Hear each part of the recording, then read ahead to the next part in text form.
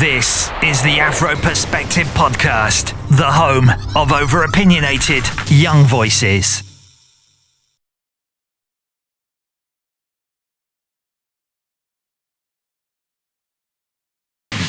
Ladies and gentlemen, welcome to the Afro Perspective Podcast. My name is Tinashe and I am joined alongside my co-host Anton, and today we have got a special guest in the building. Anton, would you like to introduce our guest? Representing Still City's finest singer 2021. Watch us get me into some problems now, you know. Some vocalists are gonna be like, yo, what do you mean? Yeah. I remember going to see her in one performance and she blew the house down with her lungs big time. Welcome Aziza to the show. Pick up your damn self. Hey, what's going on? Thank you for having me. Yes. That's good. Aziz, you're in the house? Yeah. All right. I made it. You did? Thank you for making it at such short notice as well. No problem. No problem. Appreciate that. Apologies to Joan and Boris around the corner. they got knocked up during the making of this. Right. Do you want to just tell the people a little bit about yourself? Okay, so I'm a Sheffield singer. I've been singing since the age of 14. That's like 15 years now. I started out in the studio. I've been singing around Sadaka, a lot of cultural events, and then I've just not stopped. So anytime you catch me, if I'm not singing, I'd be surprised at what you might have to say.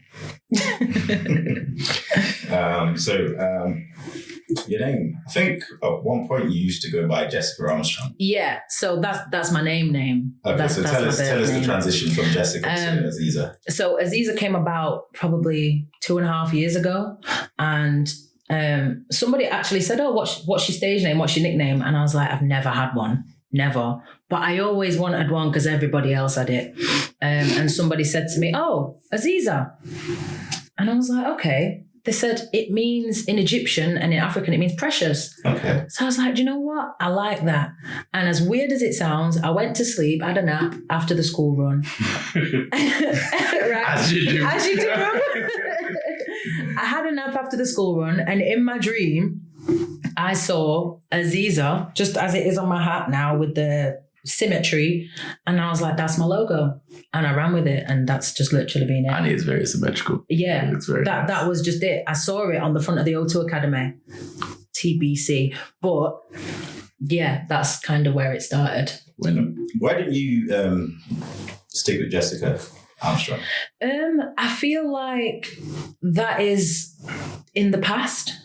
That's not necessarily where I'm trying to go with my artistry. Definitely for my gigs and stuff, because I still do gigs and sing cover songs of soul and Motown, that kind of stuff. So when I'm doing that, people know me as Jessica Armstrong, but I like to differentiate the two. So as an artist, I feel like Aziza just carries itself. So how have you manifested the name into your artistry? Purple hair has just been a thing. Okay. The purple hair is a thing, like whether it be light purple, dark purple, all 50 shades of purple. I saw Fat Man Scoop mentioning your hair when you decided to Fat Man Scoop did mention my hair. He didn't stop mentioning my hair, actually. I remember him seeing it. Fat Man Scoop saw her hair and thought, nah, she's not really going to go there. And then she blew him away, I believe. Yeah, it was funny. So it was like on IG Live, and I had on my purple Aziza hoodie. Mm-hmm. And my purple hair, and he was like, when you come on wearing purple, you got to show up and show out. Purple's the color of royalty. I was just like, oh damn. So I was using my loop station, so like I live sample whatever song I was doing. Lauryn Hill doo-wop. So I started off with the looping, and he's got these buttons that he was pressing, and it's like Jaws, you know, like the shark's about to get you. So it was like do and I'm like, oh my god. I remember watching that. Yeah, it was literally going to throw me in the bin. But once I got into it takes a bit longer to build up the thing because I'm doing it all live. Okay. But once I got into it, he was like, that was fire. But yeah, he nearly threw me away. Sorry, I'll ask you one question and I'll hand it over to Anton. Come on, man. I was quite fascinated with that, the loop station. The loop station. Yeah. How did you get into all of that? Well, I've seen lots of people. Ed Sheeran uses it a lot. Okay. But he's got a foot one because he's playing guitar. So Roland, the company, produced a tabletop version for singers. I saw it and I was just like, I've got to get one. So during when lockdown was first a thing, when we'd never heard of it before, I invested and just started learning to use it. Oh, wow. So you're self-taught? I'm self-taught in pretty much everything I do. That is sick, innit? Yeah. Because you see it. Have you seen her using it? And then she's like, and then she'll get out of it. If there is a course, I will join. But, so professional. I literally just, because I've got my little studio at home. Okay. So during lockdown, I've learned to use my loop station. I've learned to make beats. I'm learning to mix my stuff. And just refining my craft, really. But I spend too much time in that room. So for all artists out there, listen, because that's a good example of investing in yourself, isn't it? Yeah. Okay. To be honest, if I've got any little piece of money, my mum would be like, "You should buy these clothes. They look really good on you for stage." And I'm just like, I bought a new speaker set. I love my tech and I love anything that can help me. Okay. Build my craft. All right. This might sound like a silly question, but I'll have to ask it anyway. Like, when did you realize that you could actually sing, and when did you decide to start taking it seriously? So when I was 14, there was like a local youth group and they were doing a Sheffield X Factor. So I was like, okay, cool. I'm going to enter that. Yeah. And you go through the process and they're teaching you and they're kind of giving you confidence boosting lessons. On the stage, I'd stand there, I'd literally just sway side to side singing my song. And there was a guy, Jason Bailey, I don't know if you know him, he's a Sheffield guy. And he was like, he brought out more stage presence. And then on the final, 14 members of my family bought tickets. And my nana come backstage before the show. She's like, "Jessica, if you're going to go up there and embarrass me, please just don't go." So I was like, no. Nana, they think I'm all right. I think it's going to be fine. And then I won. So I won it. And then I've just not stopped. That's literally it. I was into sports. I played football and rugby and basketball. I was a boy in a girl's body. I was a tomboy. That sounds weird. But I was literally into all the things that a girl shouldn't be into. Okay. And then I found music and it was either sports or music and I chose music. And from then... That's it? Yeah. One road. Go literally. So, and since then, what would you say have been your highlights in your career so far?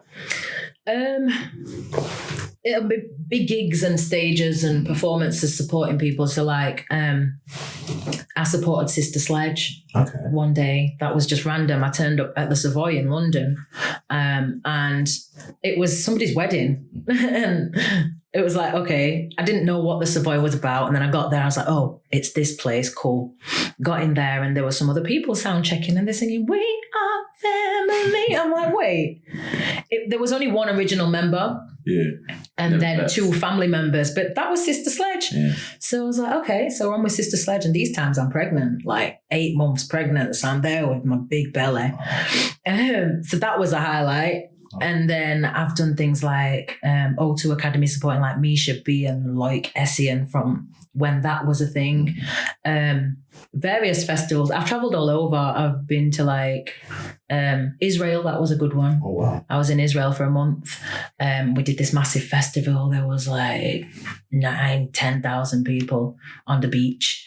I've done also. Go on. In terms of how do you identify yourself as an artist in terms of your genre, style? What type of artist would you describe yourself as? I don't like to have a box.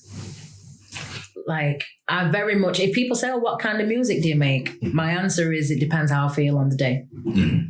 Do you think in terms of transitioning into the commercial side of, music? Yeah.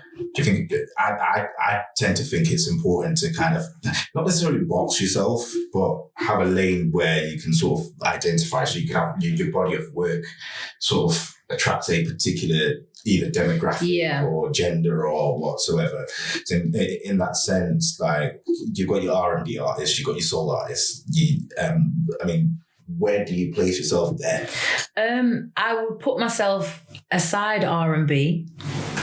But again, I actually feel like that very point that you've just made there has held me back a lot, because I kind of refuse to just be one.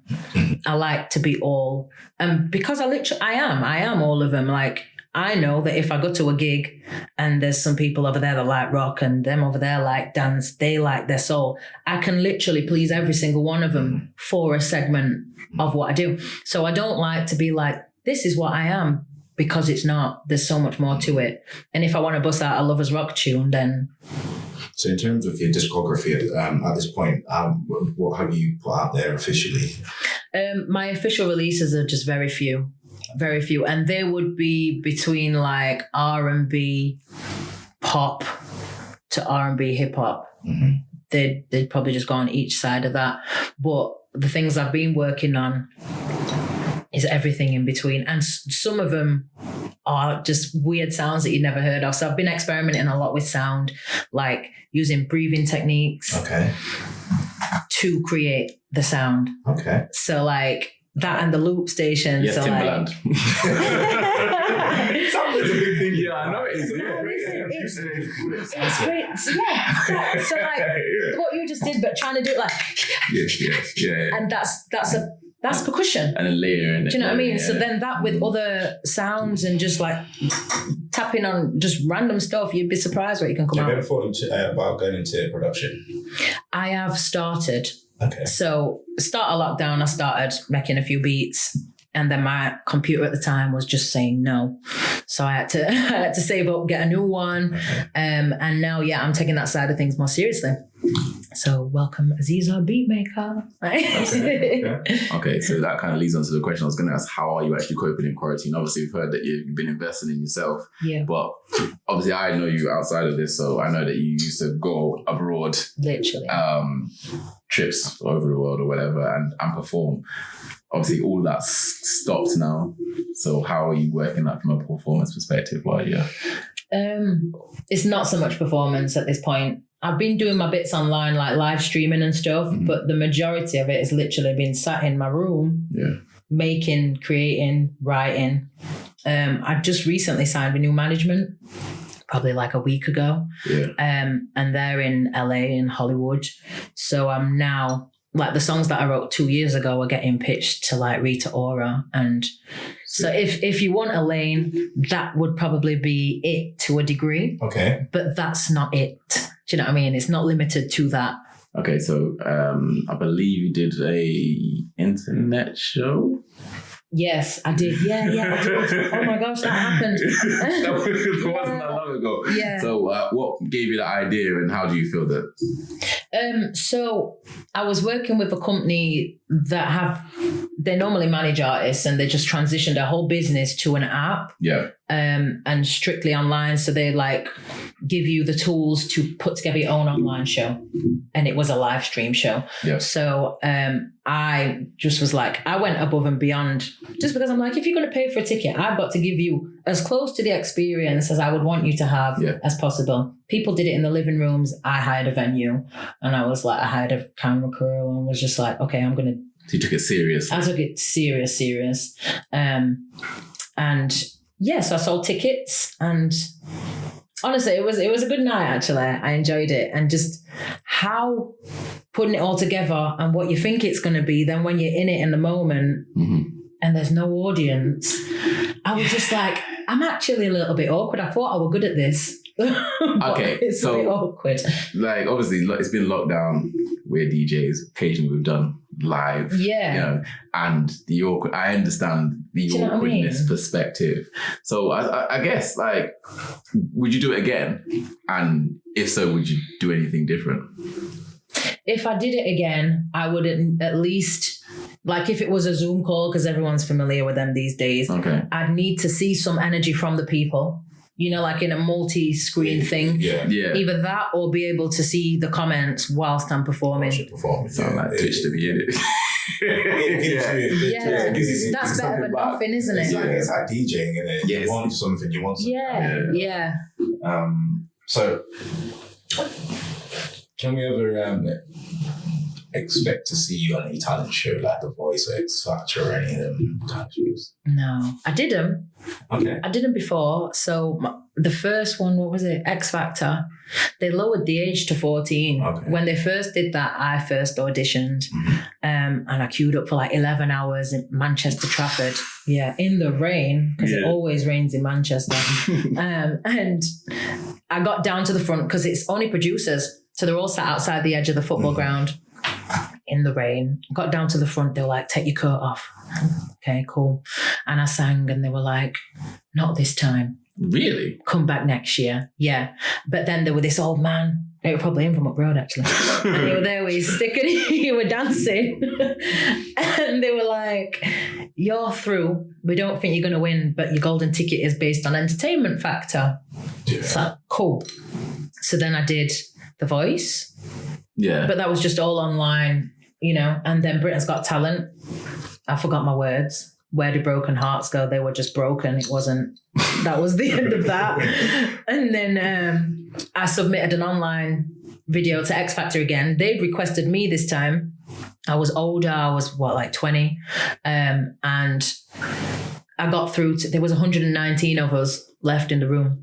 And they were like, oh, we're not looking for singers. We're looking for personalities. I was like, okay, I'm in the wrong place. Did you have purple hair at the time? I didn't. So That would have really gone a distance. I don't. Maybe. I'm interrupting the guest here, but No. if you would, I kind of feel that if you were to do it now, Maybe. in your current circumstances, with your current look and everything, that you Not necessarily just based on your looks. I think Just talent talent. Yeah, I think you would. Yeah, distance. I think. Maybe. I'm guessing you're way more confident you were when you did it the first time. Yeah, definitely. Well, I've seen and been so much further. Do you know what I mean? Because you've seen some people go to X Factor and come back years later and do a lot better than, some people literally get told, come back again. Yeah. So, sometimes I have had more requests because from you've been, they do watch your social media. Okay. They watch you, and I've had requests to come back. I bet they have. Yeah. And I'm just like, I think obviously, bearing in mind, artistry, everybody's a student and sort of, you grow if you reach the apex of your talent, then it's probably not a good thing, because then people can't expect anything more from you. Mm-hmm. But just, when you look at your growth, sometimes it's literally just a matter of time when you're really ready for that kind of platform, if you do. But, so tell me something. If the option was to present itself for you to sign to a major label, would you sign, or would you rather go out there as an independent artist or sign to a label? If it was the right one, I'd sign. On what basis? You mean? Is it like what would make you sign rather than go independent? I mean, Okay. I'm sure you know of a lot of artists that have been caught up in 360 deals. Yeah, that's it. Yeah, That's definitely what I'm not one of asking, those. I'd definitely take a single deal. Okay. For a single. Publishing, absolutely. Song, like where I'm at right now, there's a lot of opportunities with major labels, but for me as a songwriter. So to be honest, that pleases me. Do you know what I mean? Because it doesn't take away from my life as I know it right now. And it also gives me a massive opportunity to get kind of foot in the door with people that would have no clue otherwise. So to build myself up from that side of things and then be like, oh, hey, I'm an artist as well. It's kind of like did you see what Kanye did? Kanye was producing long before College Dropout. Like long years before. He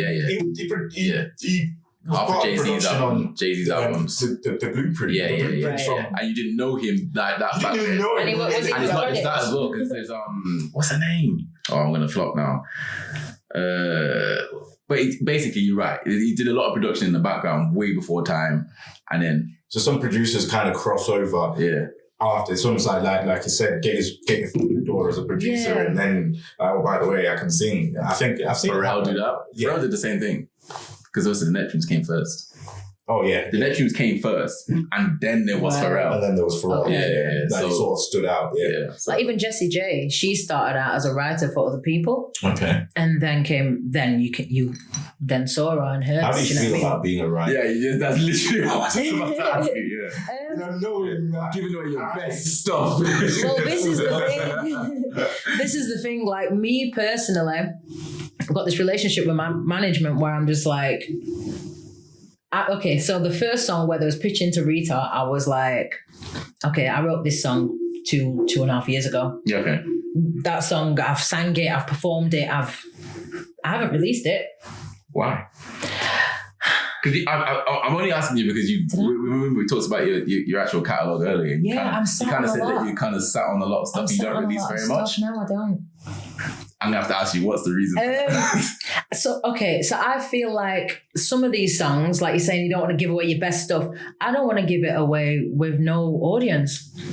So you feel like you're not there yet to release? I just feel like I would need to build up my own platform further before I would be like, here's this song. Do you think that's locally, nationally, or globally? Because strictly in general. In general. Don't you think that kind of limits your work rate in a sense? You know, because you sit on a lot. So I mean, if you was pushing it out, do you want to do more? Maybe. The creative I can't say more active. I've started going harder now. Mm-hmm. When I was gigging, when we weren't locked down, I was probably very like laid back and relaxed with something that I probably should have or could have took seriously. Mm-hmm. But the gigging was bringing in the bread. Do you know what I mean? So in terms of songs being released, songs that I have released, it's like, okay, yeah, they're there. I've got something to reference people back to. Until I have the funds to do better, nothing's coming out. And I literally, just before Christmas, I've got a song ready, done, mastered, video complete. And now somebody's interested. I'm like... Okay, so counter to that. So in the time that we're in now of SoundCloud and YouTube, do you not think that's counterproductive? Semi. Like you are Semi. almost, there are artists that have bossed without getting a deal, without doing anything whatsoever. They've put their songs on YouTube and SoundCloud, and it's just organically grown. Yeah. Do you not think? And I see that side of it too. Mm-hmm. I do see that side of it. I just feel like, for me personally, if I'm going to be putting it out there, and well, at the time where these songs were ready, if I'd have just been putting them out there wasn't necessarily the audience first of all, and then the momentum for me to keep growing based off of what I already had, because I had a producer, I was working with him week in, week out, traveling to Manchester, going studio, whatever. And he's not doing it anymore. So during all of that time, I've started now doing it for myself. Mm-hmm. So I think the transition period in general was needed, but that's kind of a hindsight reflection. Do you know what I mean? Like now I can see that I needed to go through all of that. I was looking at an artist, I don't know if you know Ari Lennox. Oh yeah, I love her. The song that put her on the spotlight was the, what's it called again? The BMO song or whatever, right? Okay. Now, Break me. Yeah. Right, Yeah. big song. Yeah. And it was literally a 15-second viral moment that made it go. That sent that song to the world. I think there must have been at some kind of release party and it just looked like a vibe. And, you know, so there's the whole element of sometimes your breakout song can be one of your simplest songs that you probably don't even like. Yeah. And then you wake up tomorrow and everybody's going famous. Now, what tends to happen is the reason why I brought Ari Lennox is when that moment happened, I then found myself going back to YouTube. Well, she's got this. She's got quite a body of work already, but the views are not there. Are not there. But then there's this one song now that's creating all this havoc, which will then everybody's going back to which will then mean that she'll get more.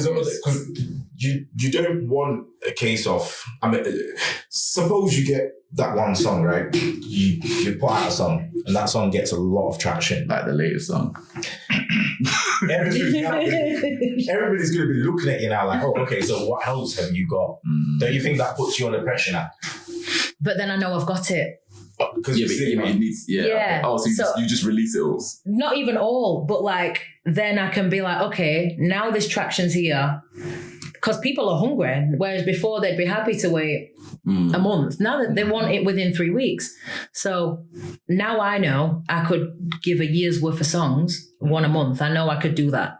And then some. I could probably do 18 months. Mm-hmm. Okay. How do you feel the support is in Sheffield as a...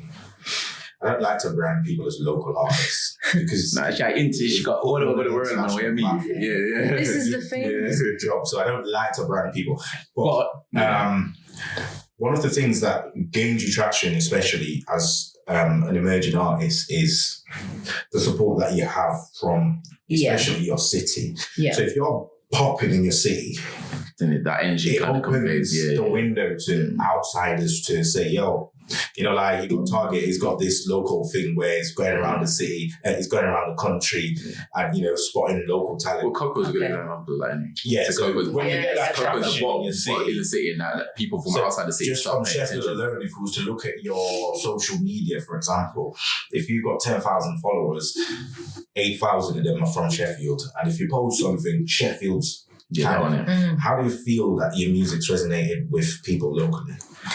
I feel like a lot of Sheffield artists, I feel like I've kind of done things the opposite way around because my main platform for being seen as being gigging, I've mainly been seen singing other people's music.